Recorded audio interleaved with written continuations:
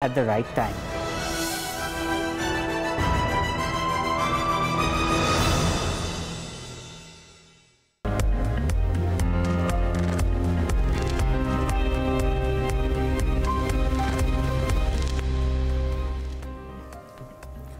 Hello and welcome. This is all you need to know. I'm Agam Akil. Let's start off with the SGX Nifty, which is taking cues from the Asian peers, and well, starting off in the green at this point in time. And we've had a good day of trade when it comes to the Nifty too, which did advance by as much as 0.3%, with both the mid cap and the small cap indices taking cues and moving in tandem with the major indices. However, we did see a little bit of weakness when it comes to the banking indices. The Nifty Bank declining by as much as 0.3%. The Nifty PSU banking index taking sharper cuts.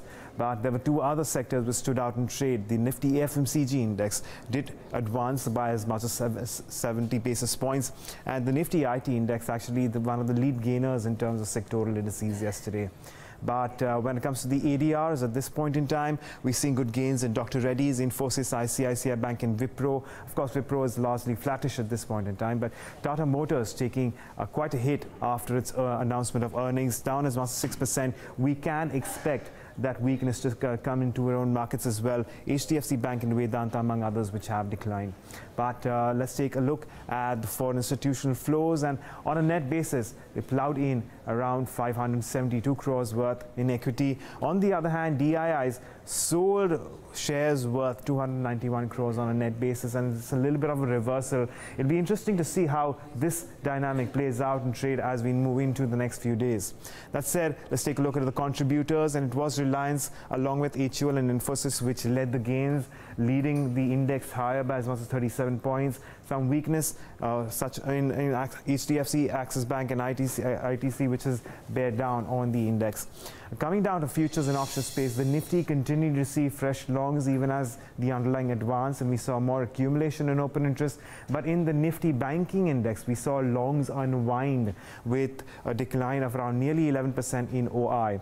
When it comes to your range based on maximum open interest, that continues to remain with the 11,000 put, as you can see here, and 11,500 call. But this may change considering the changes in open interest when it comes to options. So we'll bring that up as well.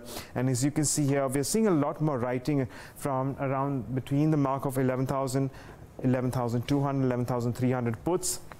And on the other hand, we're looking at writing around 11,400 to 11,600. So watch out for these levels as we move into trade today. The Nifty put call ratio remains largely unchanged at around 1.73. The Nifty banking put call ratio, however, did fall to the mark of around 1.56. In terms of stocks, I'm watching out for three. First one is IGL along with City Gas Distribution Companies, longs building up here. And on the other hand, we have Tech Mahindra, which saw short covering. The stock advanced after the street was happy with the kind of earnings that it has seen for Tech Mahindra. And on the other hand, we're seeing losses in Interglobe Aviation. The underlying declined by as much as 7.5%, even as its open interest increased by as much as 4%. So a lot of counters are there to watch out for. But now let's go across to Paul Allen for the top international headlines. The US and Mexico are said to be close to a deal on cars, one of the biggest sticking points in overhauling NAFTA. We're told the two sides have exchanged new proposals and more talks are scheduled in Washington on Thursday. 2 months ago, Mexico said it could be flexible on auto wages and content after the US demanded at least 40% of a vehicle be made by workers earning $16 an hour. The Trump administration reportedly rejected Canada's request to join high-level NAFTA talks between the US and Mexico this week. We're told Canada's country's attempts to join the negotiations were either ignored or spurned by the Office of Trade Representative Robert Lighthizer. President Trump has suggested he might go for a bilateral trade deal with Mexico before turning to Canada. Several people have been hurt, but no one died after an Aero-Mexico plane made an emergency landing in Durango. The Embraer SAE-190 was carrying 97 passengers and 4 crew members, but many of them were able to walk away from the scene. Aero-Mexico says it's still trying to establish the reason for the incident involving Flight 2431. The operator of Durango Airport has put the blame on bad weather. Apple rose in late trade after forecasting sales that top estimates, suggesting continuing demand for high-end iPhones and wearable devices. It expects fourth quarter revenue to be as much as $62 billion. Analysts have been looking for $59 billion. Stock has gained more than 10% this year, moving Apple closer to becoming the first US company with $1 trillion market value. Global news 24 hours a day on air and at TikTok on Twitter, powered by more than 2,700 journalists and analysts in more than 120 countries. I'm Paul Allen. This is Bloomberg. Shifting focus to currency and bond markets, talking about Indian rupee first, it closed at a two-week high yesterday at 68.55 levels against the dollar after foreign investors started buying in local equity markets. However, if you look at a monthly performance, it was still down 1/10% in the month of July, marking its sixth monthly decline. Well, speaking of the bond markets too rebounded yesterday, as yields on the 10-year benchmark security dropped nearly 2 basis points to end at 7.77%. Now, traders remain cautious ahead of RBI policy meet today. They believe that a 25 basis point rate hike is already factored in rupee, and a rate hike would not impact rupee as much as a change in stance would. Well, on the global front, reports that US and China are attempting to restart negotiations to avoid a trade war helped lift the dollar yesterday, and it snapped its two-day losing streak and ended 0.2% higher at well above the 94.5 mark. All eyes will be on US FOMC rate decision, which is scheduled tonight. Analysts believe that Fed is likely to maintain a status quo this time around. However, a rate hike in September is given. According to a Bloomberg survey, analysts are factoring approximately 85% probability of a 25 basis point rate hike in September. That apart, both euro and pound erased gains yesterday nearly in the tune of 0.3% versus the dollar, and ended 0.1% lower against the greenback yesterday. And lastly, speaking of dollar rupee, now it is trading at 68.48 levels against the dollar in the non-deliverable forward markets, which indicates a positive opening for Indian rupee in today's trade. Will the MPC hike rates for a second consecutive meeting? That's the question everybody's asking ahead of Wednesday's monetary policy review. The market is split, but not as split as it was going into the June policy. Back then, nobody really wanted to stick their neck out and say that the rate hiking cycle is going to start. Now that it's started, about 24 of 33 polled by Bloomberg are saying that that will get extended by another 25 basis points and the repo rate will move to 6.5%. About 9 are expecting a status quo and say that the MPC may actually push back the hike to about October, when there's greater clarity on data, particularly on aspects like the impact of the MSP hikes. But before I go into all the individual data points, just want to say that the backdrop to this time's policy is far better and calmer than the one that we had seen in June. At that stage, there was a lot of angst about both oil prices and the currency. Both of those factors have actually stabilized a little bit between the June policy and the August policy. So now it's down to the individual data points. Naturally, we'll start with inflation first. That is the mandate of the MPC. The MPC will be focusing on the core inflation number, which at about 6% is looking quite uncomfortable. The headline CPI at 5% is also away from the center point of their band, which is 4%. So both those numbers standalone will perhaps give the MPC reason to say that another rate hike is needed. The only debate here is that these are the current numbers. The MPC must act in a forward-looking manner in the inflation targeting framework, and perhaps this is the peak of the inflation and core inflation numbers. And if by the time this round of monetary policy starts to actually impact the system, inflation has already come off, then is a rate hike needed at this point or not? That is one point of debate for the MPC to go through. They will be fairly confident of the growth side because all the high-frequency indicators have suggested that growth is looking okay. These are just two of those indicators, the manufacturing PMI and the services PMI numbers. Those numbers have looked strong. Bank credit growth numbers have looked okay. Individual sectors like auto, etc., showing decent momentum. So there is no major worry on the growth front, although some believe that even on growth, we could peak out and tighter financial conditions could start to bring down growth in the second half of the year. But again, that growth inflation dynamic is what the MPC will be judging.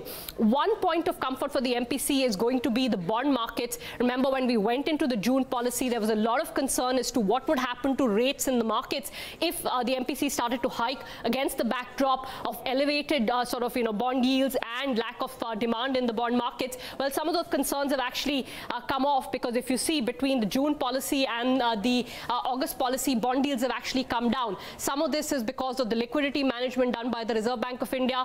The open market operations are now coming at a regularity of about once a month. So that means that the liquidity indicators, while still moving into surplus and deficit mode, are reasonably along expected lines. It's only in the second half of the year, if you look at the liquidity chart, that you will perhaps see a significant deficit in liquidity. So there is some comfort there as well.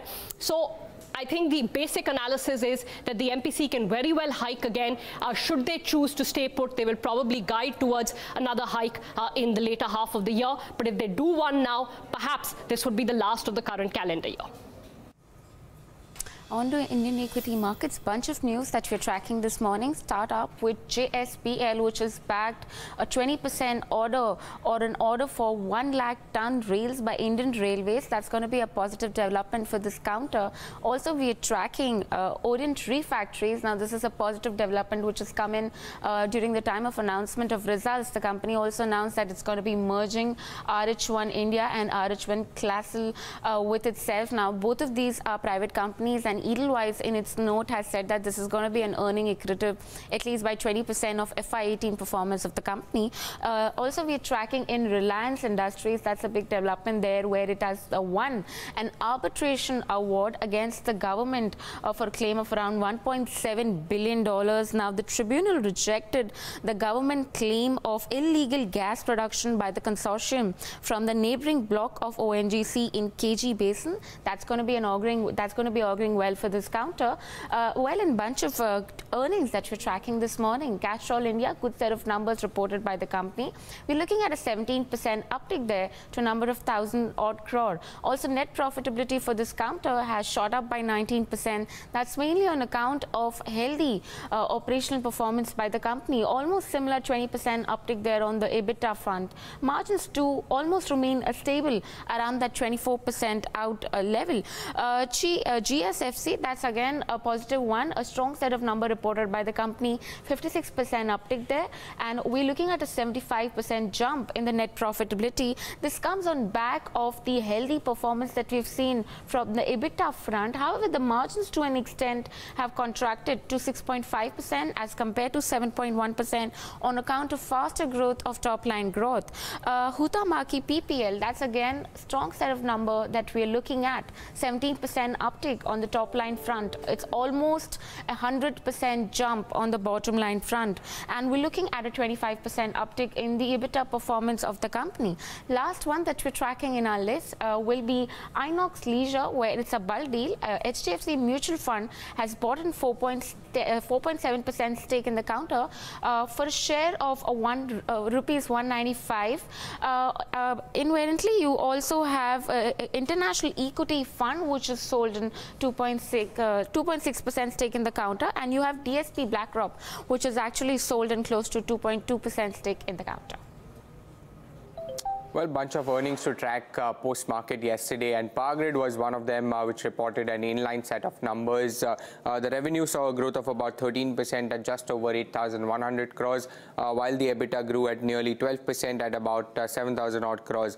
There was a slight bit miss on the margins front, which contracted 90 basis points at about 85.2%, while the net profit grew about 9% at just over 2,200 crores. In terms of the segment performance, transmission revenue was up about 14% at 7,900 crores, while the consultancy revenue came lower at about 30% at 152 crores. The telecom revenue, in fact, saw a growth of more than 20% at nearly 191 crores. That was ahead of expectations. Now, in terms of the brokerages on Power Grid, we have a note from CLSA in which they maintain an outperform rating but have cut their target price to 213 from 237 earlier. They believe believe that the net profit was lower on account of the weak capitalization, and they expect a slowdown going ahead on account of the capitalization peaking out in FY18. Also, what they'll be watching out for is the generation capex pickup, which is the key monitorable for the company. Another one from Motilal Oswal says that they have a maintain buy rating with a target price of in excess of 250 per share. Now they believe that the growth in the transmission segment was largely offset by the decline in consultancy. Also, the capitalization came in at about 3,700 crores as compared to 3,500 crores. Going forward, what they believe is that there's strong visibility of earnings growth at nearly 12% compounded over the next 3 years, and they are also of the belief that the stock is currently trading at attractive valuation of 1.3 times book of its FY20 numbers. Well, the first quarter Tata Motors earnings were much below the analyst expectations. Of course, there were various factors which impacted the consolidated earnings. But if you look at the revenues, they were up only 15% versus the analyst expectation of a 18 to 20% growth. Revenues came in at close to 67,000 crore rupees. On a net basis, they posted a loss of nearly 1,900 crores versus the expectation of a 900 crore profit. And we had the EBITDA margins, which were at close to 8.1%, a decline of nearly 40 basis points on a year-on-year basis. Now, the key factors which impacted the overall earnings were the weak performance of JLR. JLR posted margins of only 6.2% versus the analyst poll of 9.5%, and the year-on-year comparative figure was 7.9%. Of course, we had three important factors which impacted the overall earnings for Tata Motors and JLR. Number one was the higher discounts in China because they are undergoing a destocking. That is one factor. Also, the volumes were impacted because China is undergoing import duty changes, and hence a lot of postponement of buying is happening as far as JLR is concerned. And third and the most important is foreign exchange losses. During the quarter, we had an adverse movement of currency, which is the US dollar versus the British pound, and because of which there was a very large amount of foreign exchange impact which ate into the profitability. Not only that, the JLR EBITDA also was down nearly 26.5% year-on-year basis. So the operating performance coupled with foreign exchange losses led to an overall consolidated loss. Of course, the management, we spoke to them. They were confident of maintaining their EBIT margins in the range of 4 to 7%, moving ahead. For the quarter, of course, the EBIT margins were negative 4%. But the management is quite confident that the domestic demand and the probable increase in JLR volumes would be aiding the overall performance of the coming quarters. Well, Vedanta's number were mixed bag. Operationally, it was a bit missed, but then top line growth was pretty much in line with estimates. I'm going to start off with the top line number, 22% growth. They had a number of 22,000 odd crore against the estimate of 20,370 crore. EBITDA saw a 29% uptick at 6,284 crore, which was a slight miss as compared to the estimate of 6,600 crore kind of a number. Margins at 28% versus 27% YOY, and PAT was flattish around that of 15,333 crore kind of a level. Higher volumes of aluminium along with oil and gas, along with the higher commodity prices and currency depreciation, aided the operational performance of the company. However, this to an extent was weighed down by the lower volume and higher cost of production that was witnessed at Zinc India and international business. Other income also declined 62%, thereby weighing on the bottom line performance of the company. Zinc India and Zinc International, which form 43% of your overall EBITDA, saw a growth of around 14.9%, but a contraction for Zinc International at 74%. Oil and gas business, which is a major contributor, 28%, saw a good saw a good EBITDA performance with a jump of around 34%. Iron ore business too was a surprise there. We saw a good jump there. Copper business, however, disappointed. Why we did see some uptake coming in on aluminium along with the power business. On electro steel, the company company said that the net debt has overall for the company increased by around 8,000 odd crore due to the acquisition of Electro Steel and the working capital. And it said in the phase 1, Electro Steel will be first consolidated for the first 10 months for FY19 Vedanta's consolidated performance. And in the second phase, we would expect the capacity to be ramped up from 1.5 MTPA to 2.5 MTPA. Most of brokerages pretty much retained their rating on the counter. JP Morgan maintained their overweight rating, said that the earnings were broadly in line, and so was the case with Morgan Stanley, which maintained an equal weight rating on the counter and said that the performance in aluminium, oil and iron ore segment led to an inline performance. We are looking at yet another month of double-digit volume growth for most of the two-wheeler and passenger vehicle makers in the month of July. However, commercial vehicle sales, that could take a back seat due to the truckers' strike and confusion when it comes to the change in rules of higher axle load trucks. For Ashok Leyland, analysts are expecting about a 13% jump in volumes, coming in at about 13,500 units. Now, their light commercial vehicles business, that is expected to see a 52% growth in volumes. However, the medium and heavy commercial vehicle segment, that could see a flattish growth. Bajaj Auto could see about a 29% growth in volumes, coming in at a little under 4 lakh units, driven by healthy sales for their three-wheelers and a pickup in the exports market. Also for Eicher Motors, the momentum continues to be there, with 76,000 units being expected to be sold, which is a respectable 18% growth on a year-on-year basis, driven by the heavy demand for their Royal Enfield bikes. Hero Motor continues to do well, a pickup in rural demand, that is expected to see their volumes increase by about 9% to 6,80,000 units, a number in excess of 7 lakh units. That would be something that the street would really like. When it comes to M&M, the tractor business, that continues to be the star, while the auto division, that is expected to post a 13% growth on a year-on-year basis. Tata Motors could see about a 30% growth in volumes. Their medium and heavy commercial vehicle segment, that could see some amount of degrowth on account of that change in the higher axle load truck regulations by the government. And TVS Motors, that could see a good 14.5% kind of a growth in volumes, with export market doing much better as compared to the domestic market. The government has detected about 1,200 cases of goods and services tax evasion amounting to about 3,000 crore rupees in the last 1 year of GST's implementation till June 2018. These cases relate to misuse of input tax credit, where taxpayers inflate their input tax credit claims so that they have to pay less, so that their output tax liability becomes less. There have been cases where there has been misdeclaration in the GST returns by taxpayers, and also there have been cases where tax has been declared by taxpayers in their GST returns but has not been submitted or paid to the government.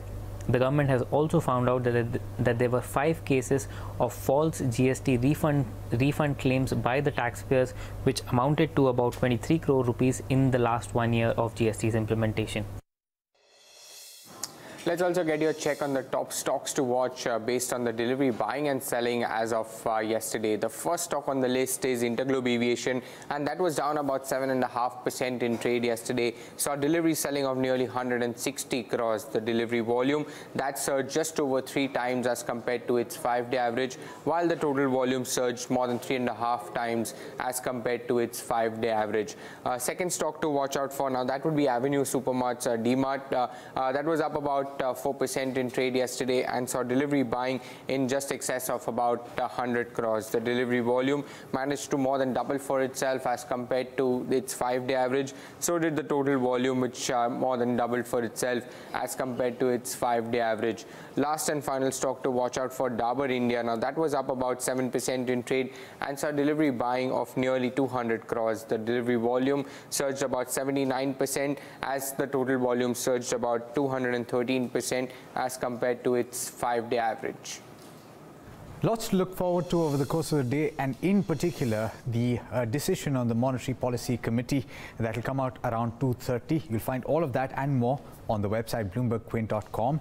You'll find several stories as well. Here are just a couple that you'll find if you log on right now. A UK court has asked Indian authorities to submit a video of a cell at Arthur Road Jail in Mumbai, where they plan to keep Vijay Mallya after extradition, as it set the September 12th as the date for closing arguments in the extradition trial. And China's Politburo signaled on Tuesday that policymakers will focus more on supporting economic growth amid risks from a campaign to reduce debt and the trade standoff with the US. The communique, which followed a meeting of the country's top 25 leaders led by President Xi Jinping, said the nation's campaign to reduce leverage will continue at a measured pace while improving economic policies to make them more forward-looking, flexible and effective in the second half of 2018.